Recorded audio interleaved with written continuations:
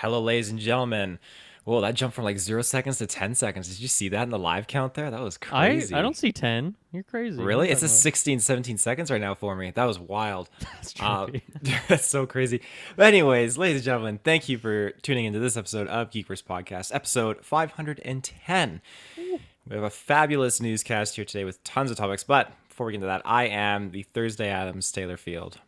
And I just totally stole your nickname. I'm the Friday Adams Dilmas. It is my Friday today, so that's where I can get away with that one. Fabulous. I feel like I spelt mine wrong. There's two I think D's, you is did. there not? Yeah, I think there is, yeah. You Okay, got it yeah. in there. You Quick edited change it there. quick, yeah. But yeah, you can find us with your internet connection in the search bar. GeekVerse.ca is our home base. GeekVerseCast is our Twitter. GeekVerse on our Facebook. We've got lots of content just popping off right now. Make sure you check us out on the Patreon because you get ad-free exclusive early content there, including early access to our Lord of the Rings retrospective. We're popping off right now. That's a super Relevant good time. for this topic today, for sure. Very relevant, yeah. What do you got going on your end of things, Dylan? Oh, side quests going nice and crazy this week. 2 episodes, both with me and Kirklin. First one of the week was your kind of classic side quest episode. Talked about the games we've been playing, some news, and then we did a review for Cult of the Lamb, which was a lot of fun. Go check that out. And then dropped today was our Curse to Golf review as well. So also a lot of fun. And then 2 episodes next week as well. So a lot of good stuff going on over at side quest right now. Go check Right that out. on. And we're also doing She-Hulk that just dropped the Mhm. other day, and those Yep. will be popping off weekly here, so be sure to catch reviews of those. Mm-hmm. But other than that, I think that's pretty much it. Yeah, can't think of anything. So, I mean, unless you have anything else you want to shout out, we can get into some of these juicy news topics. I will follow you to the depths of Mordor, Taylor. Let's do it. Okay, so our first prime topic. Thank you, Travis, by the way, for providing these topics. Wandavision director rumored for Fantastic Four. This is the same director that did all 9 episodes of Wandavision. Mm-hmm. So, where do you stand on this? I gotta say, sometimes I forget that there's 9 episodes of that show. I mean, just I because do everything too. else has been like 6 episodes since. Like, was it really 9? Doesn't And that was feel also like one it. that I wasn't watching week to week, so I kind of watched it in like a couple week long period, kind of binging it. But yeah, I think this is a pretty solid choice, I suppose. I'm not too familiar with the director's other works, and from looking at the works he's done, it seems like mostly TV shows has kind of been his forte. So the transition to film will be interesting for a big movie like this. But I think it seems like a pretty good fit. I don't know if I expect Fantastic Four to have, the same tone or style at all to WandaVision, because that show is just all over the place. It's hard to, nail down a specific tone for it anyway. But I think it's a pretty solid pick overall. And I'm curious to see if that gets confirmed soon or if that's kind of swirling around because it's maybe a D23 kind of thing is going to get announced there. But, what do you think about it? Well, I think it's, I don't even want to say it's like a safe bet because WandaVision sure is definitely the first show that came out on Disney Plus, and it was a huge, huge hit. So he's definitely got that merit to him. But I think, okay, is it classified as being safe if they're going to take a show that had great success and a good director just to kind of like, here, tackle this? I don't know if safe is the right word. Maybe it's just like, hey, let's.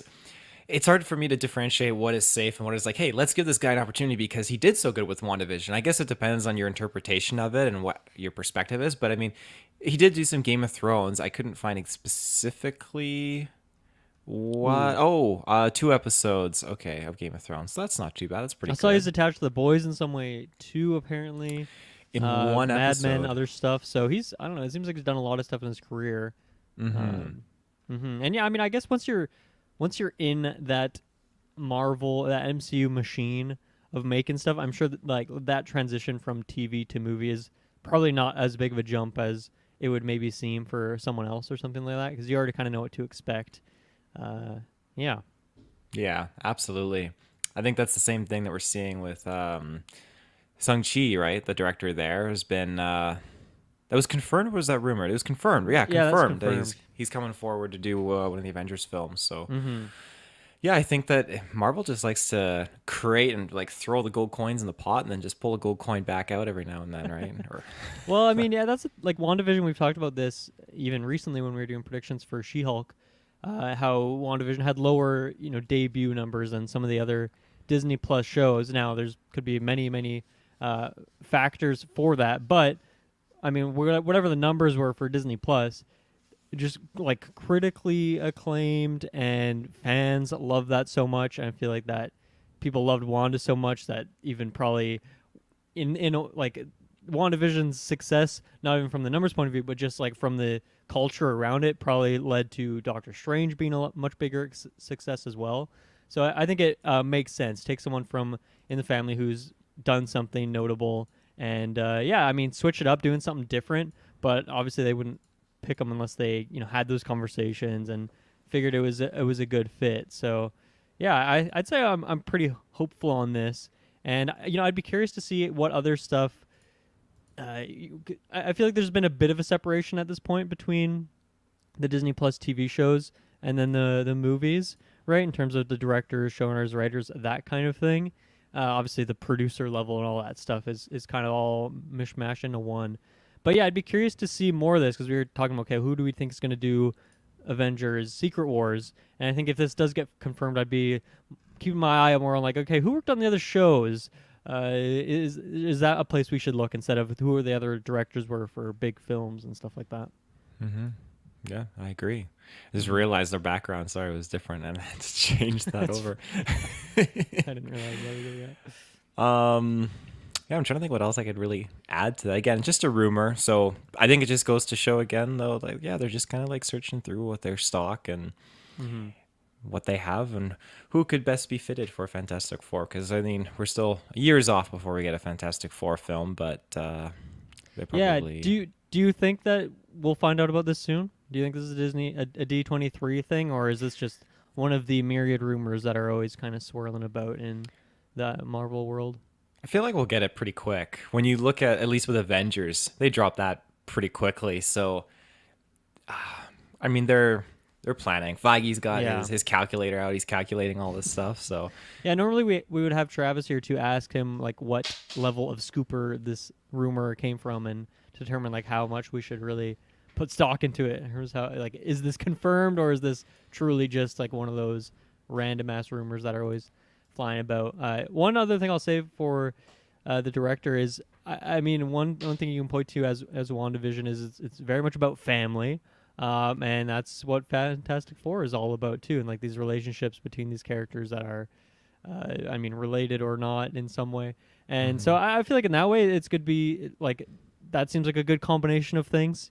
Successful writing, directing on WandaVision maybe could lend to Fantastic Four. Like that seems like just a naturally good pairing. Even if you looked at like other Marvel movies, like that would probably be a good spot for him. So I don't know how much weight to put on something like that. I'm sure a lot of people are capable of writing and directing shows that have families in them, but just another connection I thought was maybe relevant.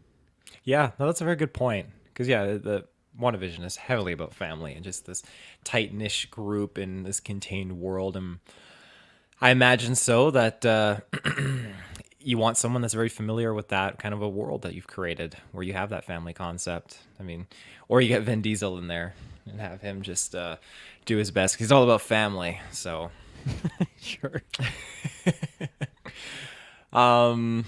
I don't think I have anything else to add to that. If I had to guess, I'm going to just say put my money on a C tier scoop. I'm not going to say it's S tier or anything. Oh, like really? that. Like that's your prediction for what level of scoop it is? That's my prediction. Yeah. Okay. But we'll see. Hopefully Travis can correct me. Sure. We'll jump to a quick ad break and get into our next topic. We'll be right back. And we're back. So, Embracer Group, this is like a big juicy one, has bought the rights to The Lord of the Rings and The Hobbit. Their goal is to make multiple spin-off films. Now, Dylan, I'm very curious. How do you feel about this? Man, there is a lot to dig into on this one. Embracer is this kind of weird entity because they've been just gobbling stuff up like crazy the last couple of years. But it's also tricky because like a lot of times you'll see it under like Saber Interactive is acquiring stuff or like THQ Nordic. But like all of that is the same thing. Embracer is just like the name that they rebranded to a couple of years ago. And they just, they're mostly into video games. Like they have like I think 120-ish game studios that they own. Jeez. Like they have a ton of them, and they're not usually like the big high profile ones that a lot of people would recognize. But even in like these last couple of years, like they scooped up Gearbox, they bought the Tomb Raider IP, Crystal Dynamics, Aspire, the Kotar situation, which I know that's kind of in shambles. But so to go from just the game side of things to making this acquisition and then the statement really, I'd say, focusing on the movie side of things is an interesting shift. Now, it's, I guess, maybe also worth noting that they, like, the way, I guess the Middle Earth Enterprises is what it's called, where all this stuff is under. It's very weird the way you, like, people have rights and access to certain things. So, like, they have access to the film, like, to make films, games, merchandise, and theme parks. Those are like the four things. So, like, specifically not TV. So, like, they did this. They cannot make a TV show as far as I understand.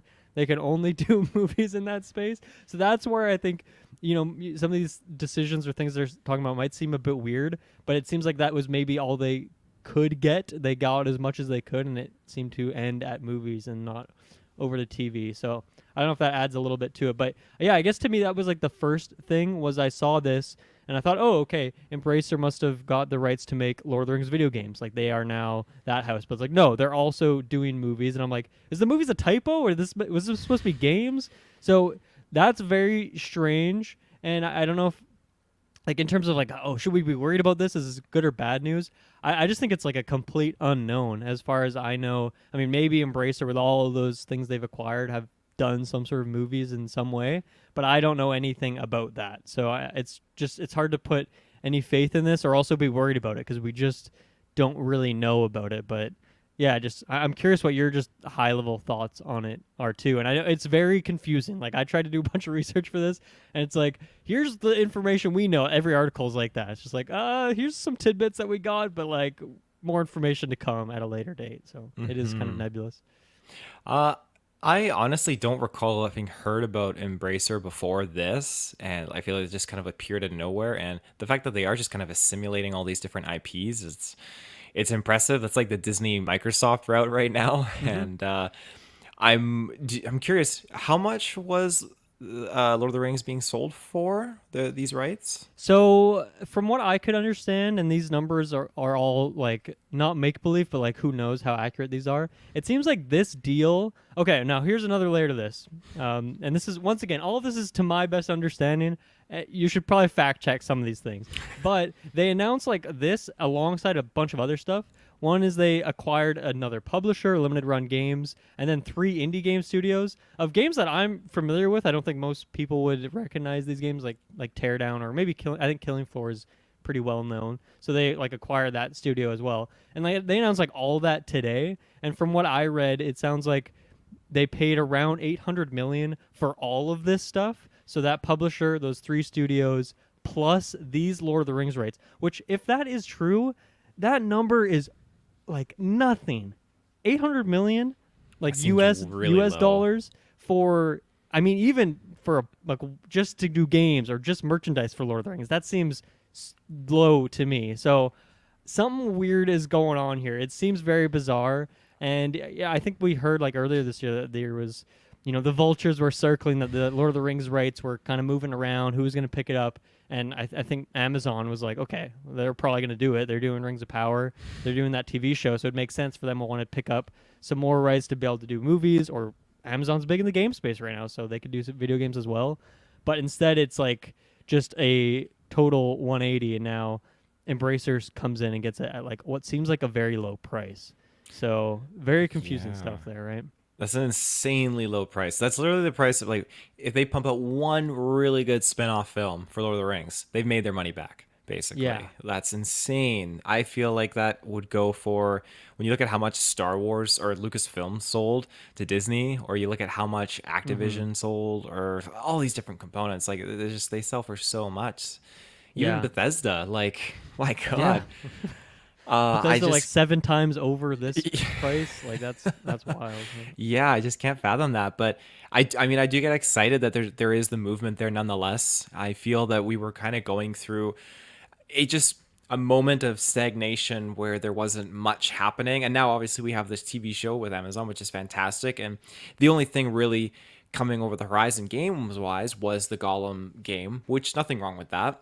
Mm-hmm. But before that, it was Shadow of War, and I just feel like, hey, there's such a rich world there, and I equate that to Star Wars as well. Like, let's dive into it, and they're doing that Mm-hmm. now with different shows and films for Star Wars, at least. But I won't get too much into the game front aspect, but there's just so much more that we can explore, and I don't want them to milk it out the wazoo by doing Mm-hmm. like 20 Gandalf films and like 15 Aragorn films. Like, take it easy. Mm-hmm.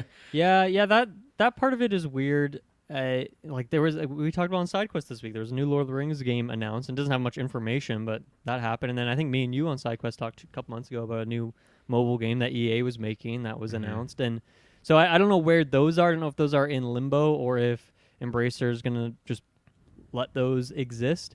Now, one thing I will say for Embracer, it seems like with the things they're acquiring now, once again, all of this information that I know from them is from games, so who knows what the movie side of things will be.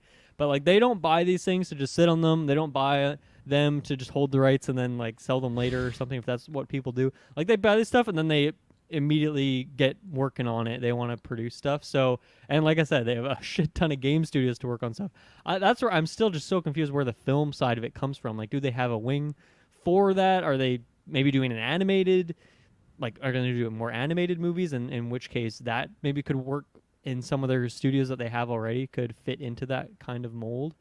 Uh, but yeah, like what the statement was: additional movies based on iconic characters: Gandalf, Aragorn, Gollum, Galadriel, Eowyn.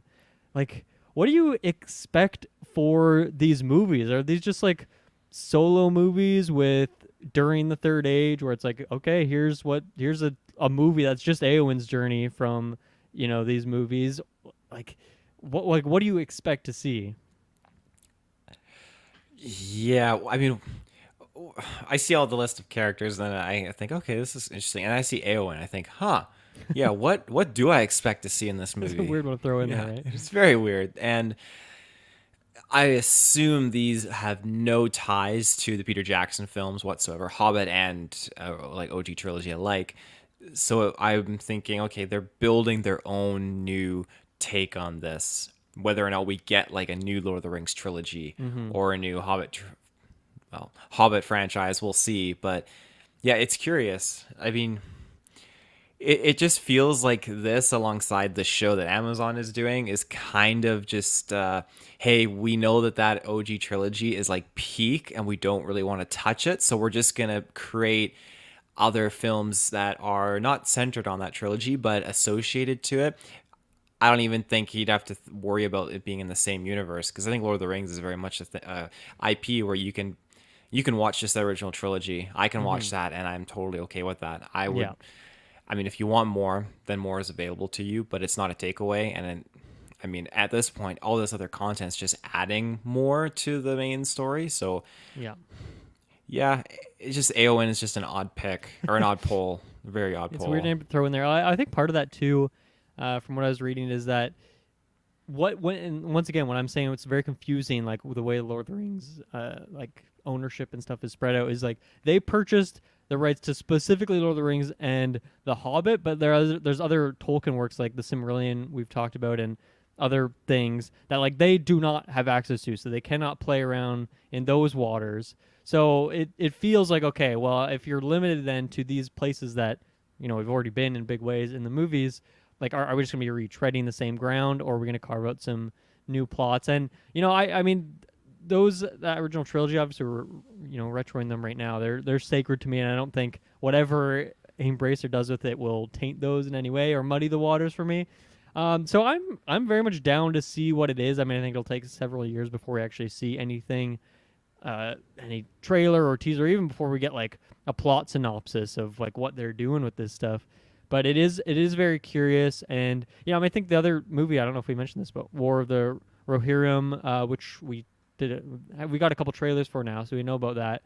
And like that seems like a great path for Lord of the Rings, because I think you can get away with probably something on a bit of a smaller budget, because that's something that if you do a Lord of the Rings way and a lot of practical effects, people love that. And if you're going Hobbit path and you do a lot of CGI, a lot more CGI, people don't like that. And then I mean, Amazon, we've talked about how that's the most expensive show ever, right?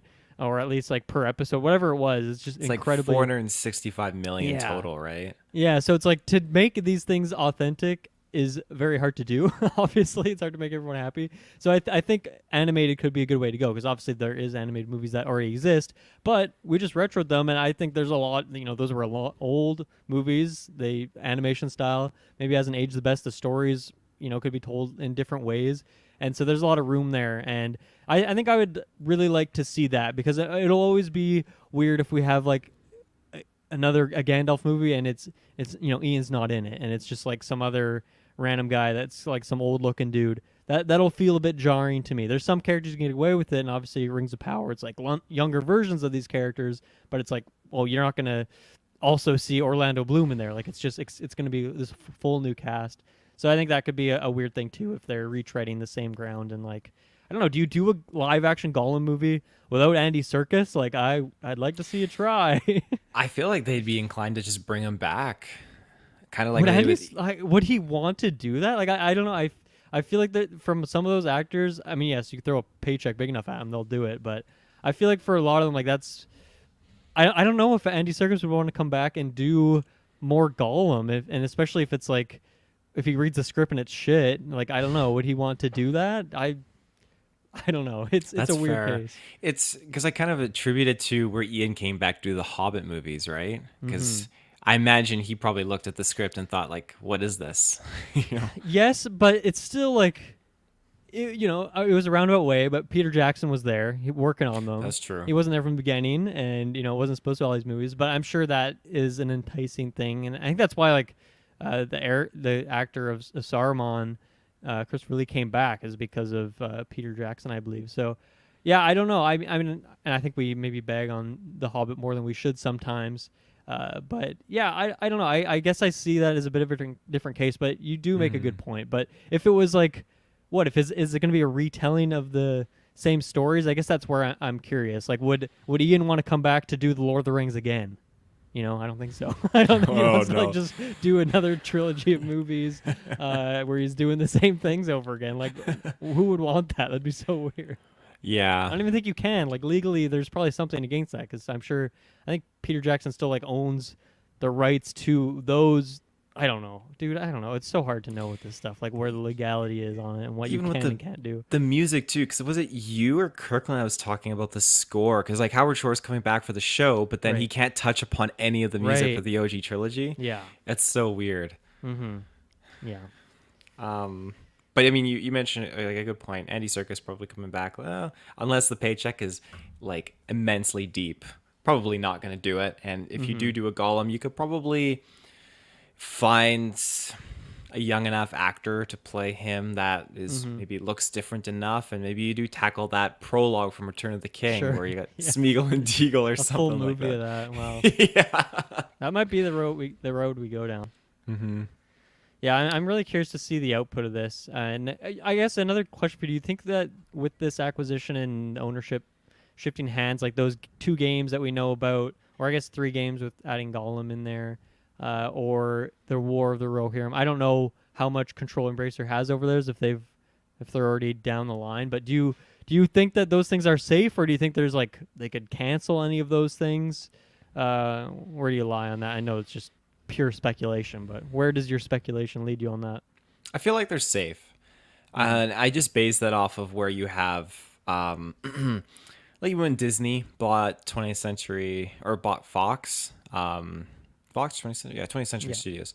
And then you have like IPs like Aliens and Predator, and like The Predator, I believe, that was during the whole acquisition. And as a fan, you're thinking like, oh, this movie is it's thankfully gonna come out, but we might not get any more content after that. Like I feel like maybe they could have canceled it, but no, it's already finished, it's done. So they still put it out. Whereas you look at DC and then you have Zaslav coming in and he's just canceling things left, right, and center. So I don't know in this day and age. Like it's really up to Embracer could pull the plug on whatever they want. I hope they don't, because this Gollum game has been working on for a long time, and War of the Rohirrim just sounds super, super cool. Yeah. So it does make me panic. I'd maybe be a bit more worried for the ones that are not as far along. Like I think Gollum's pretty safe. Although you could say that delay timing is very, interesting. Just a couple weeks before this acquisition, I want to say Warhammer might feel pretty safe on that one too.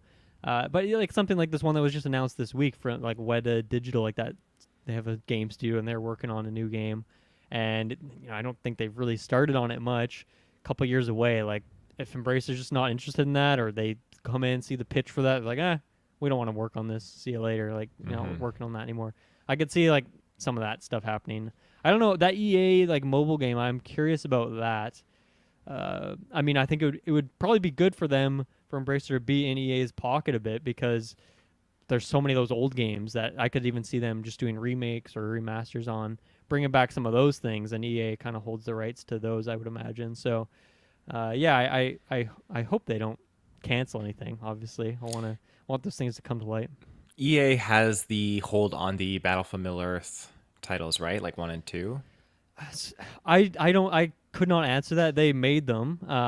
They developed and published them at the time, but who knows like what kind of hoops they'd have to jump through to just re-release those games? Because I mean, we and Kirklin talked about this recently on SideQuest that EA has made how many Lord of the Rings games? Like at least 20 or 30, and 0 of them are on Game Pass Ultimate, right? Like there's just some weird disconnect there where they just can't do these things anymore, and they can't even make them backwards compatible, and weird things like that. So it's just it's kind of uncertain at times. Yeah. I will say an Aragorn movie, like from his Strider days, super down for that. That could be fun. Like don't bring Vigo back. That'd be weird. Like an older version. Like just get someone else, and just I don't know what he's doing in that era before the Lord of the Rings stuff. But I think I'd be down for that. Like I think there is a lot of things you can fill in, especially for me who's not read these books. Like I have tons of questions about these characters that I don't necessarily need answered, but these trilogies of movies are good the way they are. But I think there could be some stuff to explore there, and they did mention Aragorn in their post, so I could see something like that happening. Because I mean, I could also see something like after the events, like him as king and stuff. Like what is he doing and whatnot. Ooh, But that'd be cool. I like think the I'd be idea more for the prequel on him than the sequel in that way. I agree. You get like young Arwen, young Elrond in there too. Go back to Rivendell. That'd be some cool plot lines going on there. I don't know if you would get like, you mean like the young Elrond from Rings of Power, like that guy? Because he's like thousands of years old, so I think it'd be super weird if like in that span of time he aged from that actor to Hugo Weaving. But That's fair. yeah, and once again, I'm guessing they could not do that with the rights with Rings of Power, but I don't know. Yeah. Emeritus Pickens in the chat. How would you answer this for him, Dylan? Still haven't seen Lord of the Rings. Scared I might not like it. Wow, you haven't seen Lord of the Rings in your life. That's interesting. Sorry, the way that was worded, I was like trying to understand it first. I mean, I think it holds up, and I think you can totally dig it, and I think you should absolutely go watch it. You should watch it and then watch our retrospective on it. The Hobbit, I think you can leave for now. Like you don't need to invest in that one, but you should definitely please go watch Lord of the Rings. That is just one of the, if not the greatest trilogy of movies of all time. So I think you should definitely check them out. I can't see any reason to suggest the opposite. What about you, Taylor? Oh, I think put on the extended editions and just sit back. Literally, you could watch them all in one day. Just like book yourself for the day. Would you recommend that someone has their first time experience for Lord of the Rings? I think it'd be very heavy walking out. Because like, I would honestly say like don't, and I'd say go theatrical your first experience. Like Really? 3 hours is plenty for the first time watching a movie, unless you really like the extras. But like first time going, just watch Fellowship. Don't watch the extended. Watch the extended later, because then it's like, oh my god, there's new content here. That's kind of fun to divulge into. But I'd say at least for Fellowship, because we talked about that on our retro, that you don't necessarily need the extended to get the full effect of that one. But I'm gonna strongly recommend against watching 12 hours worth of Lord of the Rings on your first experience. I think Emeritus agrees with you on that. 11 hours, fuck. No, you make a good point, and that's actually a really good point. Watch the theatricals first, because it gives you reason to watch the extendeds after, and Mm-hmm. it gives a whole new meaning to it on your next watch through, enjoying those new scenes. So that's a very good point, actually. Mm-hmm. In regards to the cinematic universe, what other films would you like to see of like obscure like characters? Obviously, I don't think we could do anything like a seal door related, could we? Because that's kind of is that still tied to Lord of the Rings enough Ooh, that they could attach into it? man, that's an interesting question. Because I mean, I think you could, based on what I understand with this stuff. I think you could definitely do that. And but do I want that particular story? I don't think it'd be the highest on my priority. I mean, I think from just a pure like, you know, suspect but still curious perspective, I would want to see stories of the characters that I know and love. Like that Aragorn one would maybe be top of list. I think I'd just be so worried about a Gandalf one. I don't know what other kind of limitations, but I've always been so curious on the other wizards. So I know people shit on Radagast, and he also gets shit on in those movies quite literally.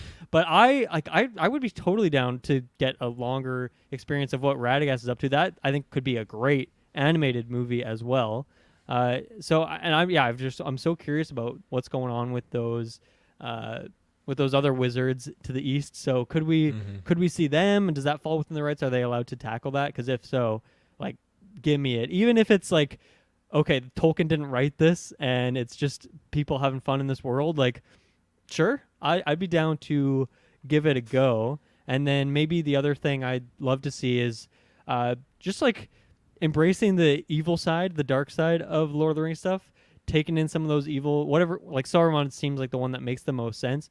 I don't even think you need to necessarily go there, but just like get me some more Mordor action, or even like some of the other, like the Easterling people and whatever those guys Mm-hmm. are. Like, I think that could be really interesting because that's something the games always dive into is like you can play as good or evil, and like they really let you go into that power fantasy of playing as the bad guys. But from the movies, it's always yeah, from the movies, games, whatever it is, you don't, specifically the movies, you're not really seeing like that perspective. So I think that could be interesting. Maybe those would be my top of mind ones. What about you? Mm-hmm. Well, I was thinking I'd love to see something exploring the mines of Moria a little bit. Obviously, Mm. not going too far back because that's outside of Lord of the And you don't Rings want to go time. too But deep into the mines of Moria. That's a no, risky thing to no, do. too greedily either. Yeah, yeah. Uh, but I'd love to kind of get more insight into like that Balrog just like nesting in there, and even the dwarves Mm. like Balin, what like see what unfolded there with Balin, and just like the dwarf Mm-hmm. literally writing the scripture in that book inside the tomb there, and just them like banging away at the gate trying to get in the Mm-hmm. orcs and the goblins and stuff. I feel like there's a lot that they could kind of explore with that because Mm-hmm. they hinted at it in the Hobbit, and I don't even know if that's part of the book where Thorin and his company was storming, I think, the mines of Moria, trying to retake it. And yeah, I haven't read Mm-hmm. the book, so I can't actually comment if that was in the book. But that was when it occurred on screen. I thought this is so cool. Like I Yeah, love this. I want to see more of that. that would be super cool. I'd definitely be down for that. I've always talked about how I want more of these dwarves, and it sounds like Rings of Power is going to give us that in some way, although it wouldn't necessarily be Moria. But yeah, I don't know what the Balrog movie would be like. That sounds tricky. But even if it's just like another Balrog, because we know that that's like a race of creature, right? It's not like there's just one. So Hmm. even like something where the climax of the movie is fighting, taking down a Balrog or something like that, and it's a movie about discovering where they are, learning about them, building up the team to fight. Like that could be fun. Now, obviously, probably going that's probably going way beyond the fiction of what Tolkien wrote. But I think at this point, like that's okay. I think it's fine to do some interpretations, and go some different routes with it. At least I'm fine with that personally. I'm sure a lot of Lord of the Rings fans just winced at hearing that Kirkland as well.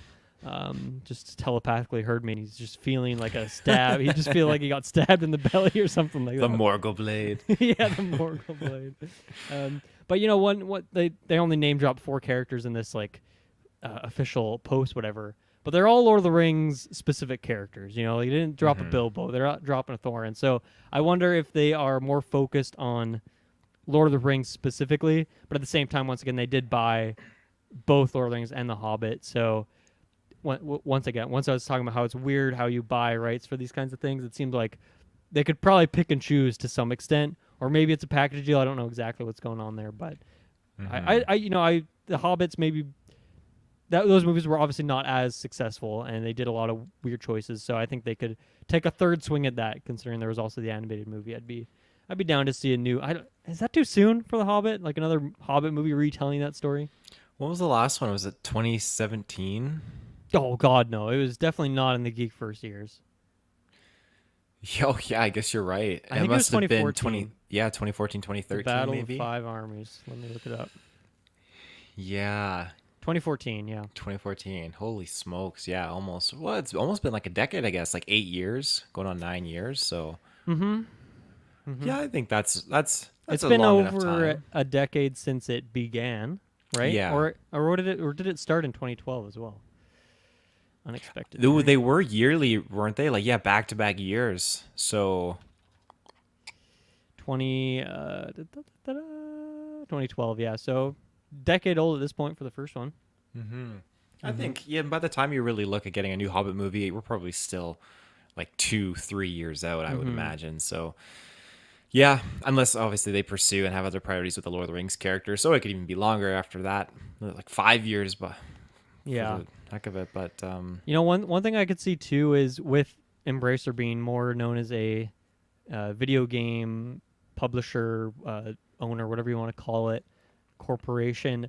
Man, I could see the era of like these tie-in games coming back. Like I could see each of these movies they do having like a video game that comes along with it, because they just have so many studios waiting in the wings that I'm sure would be excited to work on some like Lord of the Rings games. So I think that's where I'm more excited for this deal, is like the games, just to see what happens. But I know we're focused on the movies here, but yeah, also theme park. Who knows? Maybe they'll make a Middle Earth theme park or something like that, which I'm sure exists at Universal or something weird, right? There's probably some Lord of the Rings world. there probably is. Yeah, there'd be some wild rides like Nazgul roller coaster, something like that. Oh, I'm down for that. Like You like walk start through on the marshes. horse, but then eventually you get on the fell beast and you're going up the. Yeah, that'd be cool.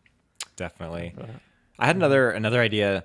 Do you think they would ever do like a King of the Dead kind of film or something like man. that? Or is that too ambitious? Oh, I could see animated for that.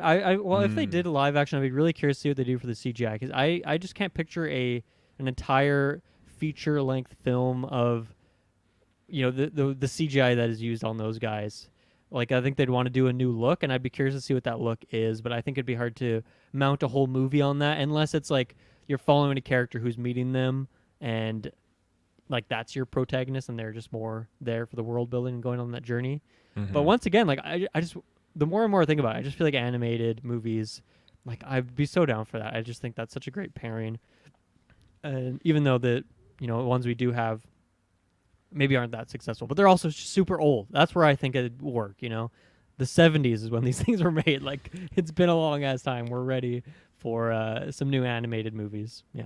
Yeah, absolutely. There's a show Netflix did, Castlevania, an animated series, and it's fan freaking tastic. I love like the animation it's not super crazy like your Despicable Me or Yeah. anything like that, but it's just it's a gorgeous art style animation, very very cool, and I think that that's something that would work really well with Lord of the Rings. That being said, like looking at those old Lord of the Rings films, I think that it's definitely dated, but it's still pretty damn awesome. It just has Definitely. character and aesthetic attached to it, and I feel like you need to represent that, and you can't do something. I don't want to say cheesy, but it needs to be the right art style and Definitely. animation. Is what I'm trying to say. No, I 100% agree with that. I think that's all I got for Lord of the Rings content to add to it, though. So, do you have anything else on your end? No, I mean, I think we could, speculate on this for hours, but I feel like we were pretty thorough there, and we can. I think we might be planning on doing some more coverage of this in some other way. So just a wink, big nudge on that. But I think that's pretty good for today. Cool. Okay. Well, we are going to jump to another ad break, and we'll be right back. And we're back. So, I think just kind of like wrap us out for this episode. We got a couple of trailers. And sorry, names. Are you a big Addams Family fan there, Dylan? So is the original Adams Family like a show or a movie? I believe it started off as a show first, and then that was like an older show, and then they did a new show, How and new? then How new is the new show? I feel like I want to say like 90s, and then that's what Right. turned into two films: Adam's Family Values, I believe it Okay. was. So I've definitely seen something in that '90s era. Then don't know if it's a show, don't know if it's a movie, but I just remember seeing it a few times when I was a kid. I guess maybe my parents were into it, or maybe my parents thought it was good for kids. Maybe it is good for kids. I really don't know much about it. It's not something I've grown up with in any way. I just have some fleeting memories of watching some of it. The hand is the thing that sticks out to me, and like these the iconic look of the characters. But yeah, not something I've watched or engaged with in a very long time. So yeah, it's this is going to be a kind of a new experience jumping in here. But I feel like Adam's Family is not something that's come up much on the podcast, really, just with this new show. So I'm curious where you're at with it too, because to me it kind of seems like a Taylor thing, but I also feel like I've never really heard you talk about it. Oh yeah, it's not something I really. It's not something I promote out in public too much. Not that I'm embarrassed or anything, but like, oh yeah, Adam's Family, let's go. It's definitely probably like a guilty pleasure, I would say. I love Okay. popping on just Adam's Family, the film that came out in 1991, and then again the one that came out in 1993. I love putting it on the background when I'm just doing my own thing and just listening Okay. to it, like tuning into it. It's just such a good time. I really, really enjoy it. They did one in 1998 with Tim Curry. Mm, Um, I haven't. I don't think I've seen that one. that I sounds don't think awesome. I'm. I don't know if. Well, yeah. Like it looks like a YTV kind of movie or something like All that. right. Yeah. Um, maybe we'll have to do like an Adams Family retro because there's definitely a lot of content. I think I'm just so attached to that like early '90s cast. Mm-hmm. And yeah, it has that nostalgia for me, I guess. But yeah, I do think though, even with the animated film that came out, I never got around to seeing Oh that. my It god, I just, totally forgot that existed too. That was like yeah, that was recently, right? very recent. I think Yeah. there's a second one that they did. Um, but yeah, it just the animated versions were just not for me, so I haven't had really the urge to dive into Why? it. Why is that? Is it the animation style? Is it the tone? I'm curious why you didn't check them out. I I'm very finicky with some of my like animated films because even like with Okay. Despicable Me, I don't even know if I've seen all of them. I've seen Minions, I've seen the first Despicable Me, but then I just something that I'm not super like running in to go see those films. Mm-hmm. Um, Shrek, obviously that was definitely a different time, but I don't know. It's super, super weird. It's not that I find them too kiddie or anything like that. I think it's just like Zootopia was a fantastic animated film. I really like Zootopia, but Mm-hmm. it's tricky. I guess when I have like the live action version that I love so much, well, I probably watch this one as opposed Right. to Right. going to see the younger version. And that being said, when we get into a show like Wednesday, this show just absolutely piques my interest. The trailer got me super, super excited. Yeah. Nice. Um, I was I wasn't sure if they were gonna go for that really kind of dark tone to it. They were just gonna kind of go like old Adam's Family. They had a lot of insinuations of like horrible like violence and stuff and torturing and everything like that. And I feel like when you do that in today's society on shows, there's a lot more like probably studios are like a little bit more hesitant on doing that kind of thing. Because kids can watch anything these days, but just the scene where she dumps the piranhas in the pool and the guy couldn't get Mm-hmm. out in time, like, oh, this is so brutal. I can't believe they actually are doing something like this. And this is like a step further than what the original Adams Family did, which is because they're, that was definitely blood that appeared in that pool. So Yeah. Definitely. I'm curious, what do you think of this show? Yeah. So I guess we got like a short teaser previously, right? And I think it was just like a very short tone thing. I think it was just like Jenna Ortega or something like that, like just her in a room, right? Hmm. I have a distant memory of that, which was recently. But yeah, I got to say, I thought the trailer was pretty good. I thought it looked cool, and like it definitely sold me on the concept. Like I'm interested. I think Jenna Ortega is fantastic. She's like exploding right now. I feel like she's just everywhere, and she's definitely kind of carving a niche. I feel like of being the more thriller horror kind of things, and so this kind of fits that vibe as well.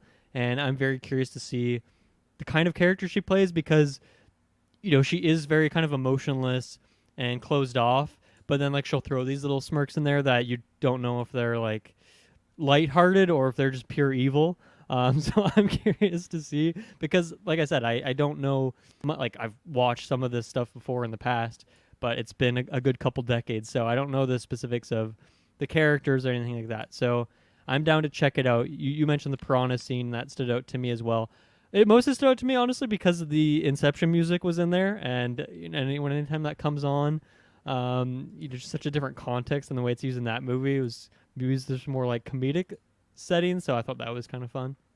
But yeah, I think this is very fitting and seems exactly down Netflix's road where they have so many of these kind of like teen drama shows. And this is like that, but with a weird twinge. And obviously it's based on IP and all that. But just like that stuff is something they've done so much that I'm sure it'll be pretty solid. Yeah, I thought like the sets, locations, and stuff like that looked like a fun place to kind of experience this story. So yeah, I think I'm down to check it out. I don't think this is a Netflix one where like, oh, I got to binge this in 2 days. But I'm definitely gonna check out at least the first couple episodes and see how it's vibing for me. Because I'm liking the tone here. It seems like a lot of fun. So yeah. Mm-hmm. I hope that we get a Cousin It just making a little cameo in the show. I'm a big Cousin It fan. Let me do a quick Google on that because, like I said, I'm a fake fan here. You'll click as soon as you see him. Oh, okay. What's the deal with Cousin It? I don't know what his deal is. He's such an icon. I love his hat. I love everything about him. And the way he talks too. He's got these little like squeaks, and you can't understand what he says. He's so cool. Is he like a kind of underrated? Underrated's not the right word. Is he like part of the family? Is he like will he like definitely show up in this, or is he so much of a weird oddball character that you're not sure if he would pop up? There's definitely like other weird oddball characters. I feel like Cousin It is a reoccurring enough character that we could see him. Mm-hmm. At least that's how I'm telling it to myself because I want to see him very badly. Yeah. But yeah, super excited. We saw the hand in there, as I mentioned. That was like the iconic thing for me. Is it like that was the one thing that persisted in my mind for these last 2 decades? Is just randomly I'll think about that hand from Addams Family. So I don't know what's up with that because I don't know the lore and stuff. But it's it's in there. Do you think it's the same hand? It's probably the same hand, right? I imagine so. Same character. I don't remember it being covered in stitches and stuff, but maybe it was always like that. No, it was definitely like a perfectly clean hand. Even like at the wrist, it was just like perfect clean skin, just healed over. Right. Okay. Yeah. So they're definitely going for a realistic approach, I reckon, with the stitching of this iteration. Yeah. Cool. Yeah, that's all I got for Wednesday. Yeah, I'm excited. When does this one comes out? Pretty soon, right? It's coming out like a couple months here, right? It's the October joint. What's going on here? Let's take a look. October would be fitting. First episode 2022. That doesn't help me. In the fourth quarter of 2022. Okay, so that would actually, probably be fall. I don't see a date on this trailer either, so I guess they don't have a exact release date planned yet. But I'll be checking it out for sure. Yeah, definitely. Well, moving on to our next trailer of this episode, Cabinet of Curiosities. This is a Guillermo del Toro project by the looks of it. How do you feel about this? Yeah, I guess Guillermo is kind of the overseeing. He's the Feige of this project, where there's all these different stories that each have their own director and they're given a lot of freedom to do their own thing, but he's kind of overseeing it and maybe, I guess, connecting them in some way. And this trailer was kind of interesting because it was pretty much like Guillermo del Toro presents Cabinet of Curiosities, right, where he's telling you all this stuff. And so I mean, I did like it. I think it's a good way to do it. He is a big name in this sort of vibe and whatnot, so I'm into it. I think the effects are obviously a lot of practical effects are working for me. This show looks very gross at times, but I think what stood out to me is just like the way he described like how you should set your expectations for the show, where he's like, some episodes will be salty, this one might be sweet, who knows where your taste buds will go, whatever it is, something like that. But I really liked that description because I think when I see the clips for them, I feel like tonally they all seem like the same to me, but it's just different stories. But it sounds like we will get kind of different vibes, different feels, and I'm guessing different amounts of intensity or grossness and stuff like that too. Mm-hmm. So it'll probably be nice to have maybe some palate cleanser stuff. And I believe this is this what this one's like not a binge, right? Like they're releasing it like episodes at a time or something like that. I could be wrong on that, but I thought I remembered like a detail like that. I don't recall on that actually. Okay. Well, either way, the ordering of it, I'm sure, will be nice to kind of give you maybe an intense episode and like maybe a bit of a lighter one. Now, lighter, I'm sure all these episodes will be kind of intense and gross and nasty and all that stuff. But yeah, I'm looking forward to the show we talked about on the podcast a couple months ago, and I am. I wouldn't say I'm any more excited based off this trailer, but just a good reminder that it's once again I think coming out this year, right? So another thing to look forward to. Some good creepy stuff from Netflix, which I think they've been doing pretty good on that side of things lately. So yeah, where are you at with this one?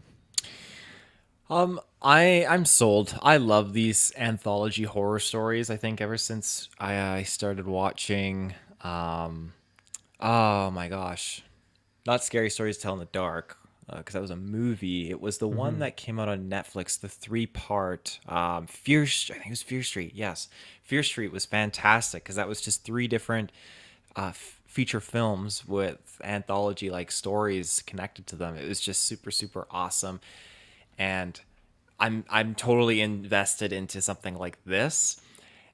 Now, looking through the trailer, we have like the names of the different anthology stories connected with the directors. We have like the Autopsy, which I just know that's gonna cringe me. We have The Outside, which even that, just the photo imagery attached to that is just super super terrifying. And we have The Viewing. That's a good one. Very ambiguous, right? Very much so, yeah. We got Dreams in. It's such a cursive writing. Dreams in the Witch House. The Witch House, yeah. Yeah. So that's fun. I mean, I like that. Yeah. And then we have Like Lot WandaVision. 36. And that one that one seems very satanic. I'm curious if they are going to connect all of these. Pikmin's Model is another one. Pikmin. Wait, what? Pikmin. Not Oh, like not the like, Nintendo version. Yeah, that would be pretty wild. Yeah. Graveyard Rats. That's just, I mean, you're getting what that one's called right there. That's Oh, rats. Okay, Yeah. Graveyard rat, and they look like big rats, like Fallout, Oh. like Fallout 4 kind of rats for sure. Oh yeah, they're big. They're definitely big. Now this one, I might need your help on this one. The murmuring. Haha, we got it. I think you got it. Yeah. That was The some murmuring. fancy curse of murmuring. Yeah, whenever there's a scene of someone like gliding across the floor, not touching it, and their arms like starfishing, that creeps me out so much. And it's called the murmuring, but then like the character's clearly yelling, so She's not a bit ironic, perhaps. Yeah, that's very true. And yeah, then we just get a mashup there. But yeah, Cabinet of Curiosities. I'm super, super jazzed for this. And yeah, more horror content for Halloween time. What was the date on that again? October 25th. Okay. Beautiful. Great timing. Yeah, absolutely. Good Halloween joint. He's got, isn't his Pinocchio coming out this year too? He's got a nice closing off of the year here, Mr. Guillermo. Yes. Let me see. Which 'cause of that the is coming million out Pinocchio soon. movies somehow try and snipe his? Well, his is also Netflix, I guess, right? Yeah, December 2022. Yeah. There you go. So he's got a pretty good. Guillermo fans, you have a good fourth quarter here. Netflix is definitely like just giving him the reins. Like, just we'll be your platform. You just put the content on there. Yeah, sounds like it. Definitely. But yeah, unless you got anything else to add to that, we can jump to our final topic for this episode. Let's do it. The greatest beer run ever. Now, I had not heard of this movie before, and so when I saw the trailer, I thought, okay, this Curveball. yeah, this is curveball. This is interesting. But I'm curious, what did you think of this? I felt precisely nothing watching this trailer. This is like a bro-y war movie. So I don't care at all, to be honest. Now I will say I feel like Apple TV is doing some good stuff right now. I just finished Severance and started Ted Lasso. They're doing some cool things. I'm liking what they're putting down. But yeah, this one's not really moving the needle for me, which is too bad because I am a big Zac Efron fan. But I feel like he's been in a bit of a limbo state for the last few years here, and I just feel like he hasn't done anything that substantial. And this seems like, okay, he's leading seems like a nice bigger movie that's got some good like critical appeal to it, but unfortunately it doesn't really do much for me. Based on a true story, so maybe that's pretty cool, but I'd be hard pressed to watch this, even though I do have a Apple TV subscription in this house. So I don't think I'll be checking this one out. I gotta say, it let me down a bit because I love that title, like the greatest beer run ever. Like I'm very excited to see what this is, but it not for me. What about you? Well, I'm actually a little curious to see it because it just seems like it's definitely a bro movie, but I like the positive vibes that could come out of just the Of subtle war. or yeah, with war, such positivity coming out. The subtle humbleness to it of just again, not like I'm an alcoholic or anything like that, but just the genuine generosity behind such a simple thing of just them giving this beverage to these people that are laying down their lives. And it's not really about the beer. It's just that, as he says in the trailer, and I'm paraphrasing, just reminding these people that, there's still people that are standing behind them and they're not on their own out there. And I kind of like that. I didn't realize until I watched the trailer, like, oh, this is only like an Apple TV kind of thing, and Apple TV is definitely popping off because there's a pretty good cast in this film. So overall, they're doing a pretty good job with their projects. And I had Apple TV for a year when I got my new iPhone. They give you a free subscription for a year, Hmm. and I wish I used it more, but like there was nothing on there at the time that I felt like I really get into. And of course, now when my membership expired, there's so much more like great shows that have been Yeah. popping off there, and now films too that I want to watch. So I'm probably gonna get it back at some point Watch and just Severance, indulge. please. Yeah. Severance, yeah, that's definitely Yeah. on the list. Yeah, I think that they're doing something right, and Now, yeah, I'll throw this out there. I just saw this now as I have the trailer, but it's rated R, this movie. I did not get that vibe, like, at all. It seemed to me, like, I didn't think there'd be any intense violence. Like, he's in obviously violent situations as it's a war zone, but the R kind of surprised me a bit. Am I off in thinking that? I was not expecting that. no, I wouldn't say you're off because yeah, like I'm just like flashing through a couple of scenes here. I don't see anything that would justify it, like it being rated R. Of course, they're not going to probably show it because it's not a red band trailer. But I wonder Yeah. if it must be just certain people dying. I Hmm. can't imagine it's like a lot of sexual content or anything like that in this movie. It's got to be No, it more says like for battles and stuff. language and some war violence. So I mean, it is Mm, probably the war violence side of things that would bring it up there. But hmm. yeah, Yeah, no, definitely, yeah, Adam, adding this to the list, and I look forward to indulging in it. yeah. If you love it and you decide that for Golden Geeks that this is the movie that you're gonna force us all to watch, then I'll watch it. Then that might be the one scenario in which I watch this, is if one of you pick it as a must watch, and then I'll dive in there. But That's bold. I gotta make that pick count. You only get one of those picks a year, so it's it's gotta true. be a good pick. Mm-hmm. Mm-hmm. But I think that pretty much does it for this news episode of GeekVerse. Do you have anything else you want to sprinkle in there, Dylan? I think I have nothing to sprinkle.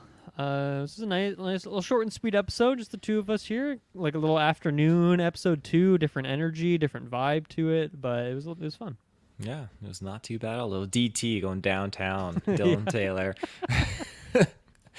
Oh, but yes, Uh, ladies and gentlemen, thank you for tuning in to this episode of Geekverse Podcast, episode 510. We will see you soon in the search bar. Have a good one. Later.